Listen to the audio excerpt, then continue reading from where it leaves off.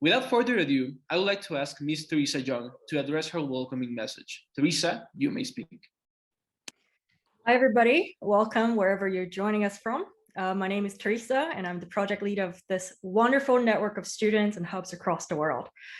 I'd like to spend the 5 minutes that I have sharing a bit of a backstory of how this event came about and a bit of my personal journey over the past year, which has surely been difficult for everybody. So I joined the SDG Students Program as project leader last year in the middle of the pandemic. I remember feeling so out of place, feeling very powerless as a person who's just graduated from university, thinking, this is the world we're living in now. Young people are everywhere. They care about climate change. We care about local community, youth empowerment, youth employment. But we're in this world where everybody's in lockdown. Nobody can really do anything, or at least that's what I thought. I struggled with mental health during that past year, thinking that, wow, this is where we're living in right now. But as project leader, I had the privilege of going through Podio forums. This is basically the activity forums that we were seeing from student hubs across the world. I'd like to share some of the few things that I've seen across the world over the past year that re-inspired me to keep doing things even when we feel like there's nothing that can be done. So Santi, next page, please. So first thing that really sparked and got my attention was in the beginning of the year during the pandemic, Doreen from Macquarie University started getting their hubs together. They've never met in person because they started their hub in the pandemic. But what they did was some mechanical engineering students decided, you know what, it might be a good idea for us to meet up and start building hand washing stations in a slum close to where the university is. So the first time they met, or the second time they met, they went out, they got the resources together, and they started building the hand washing points around their neighborhood. Next slide, please. And then from Nepal, we saw different universities coming together, visiting orphanages, collecting PPE resources, and then redistributing them to where it's needed, to orphanages, to children, to medics who are interns about to go into the front lines of the pandemic. Next slide, please.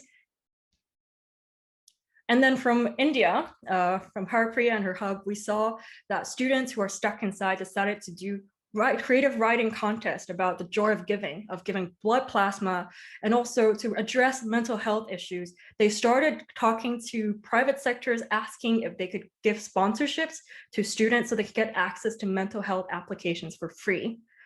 Next slide, please.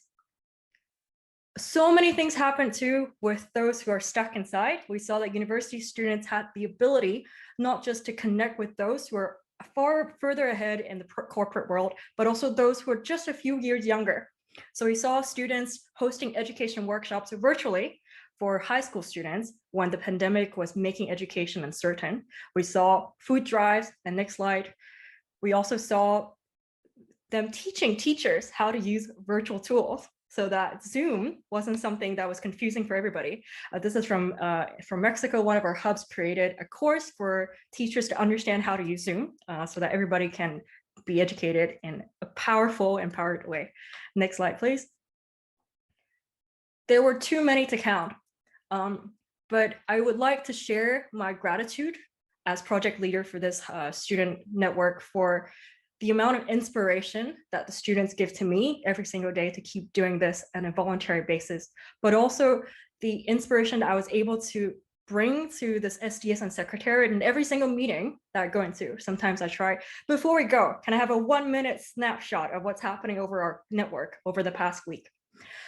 So to all of our students that are here today, I say thank you so much for proving that action can be taken, even in the most difficult circumstances.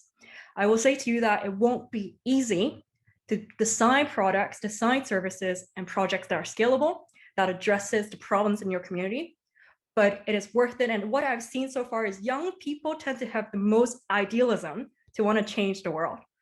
And with this event, I hope that with our other speakers, you'll hear from their experiences of how they've overcome hardship and how they've been able to address the world, their local community and their global community to make a change where they can. Oftentimes, defying any sort of obstacles or personal expectations they have from themselves. And over the next few days, as you'll see from workshops, I hope you'll be able to design and also fine-tune the proposals that you've given to us. And we look forward to seeing how they go forward into the world.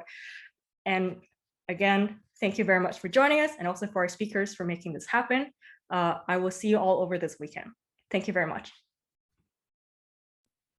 Theresa, thank you so much for your incredible story. We sure believe that you are a terrific leader, and we are happy to have you here. Thank you so much.